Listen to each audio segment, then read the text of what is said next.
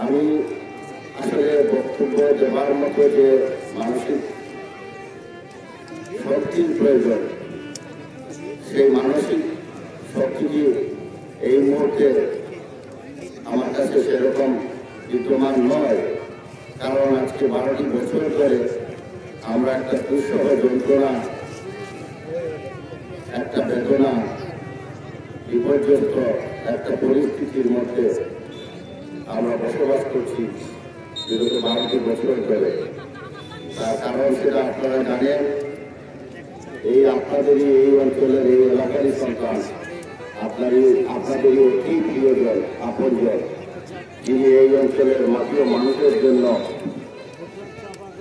কাজ করছিলেন, দেশের গণতন্ত্র রক্ষার জন্য, মানুষের ন্যায় বিচার অধিকার রক্ষার জন্য যিনি সংগ্রাম করছিলেন, অন্যায়ের বিরুদ্ধে তিনি মুখে দাঁড়িয়েছিলেন, সেই আপনাদের প্রিয় ইলিয়াস আলী আজকে দীর্ঘ 12টি বছর ধরে আমাদের মাঝে অনুপস্থিত রয়েছে।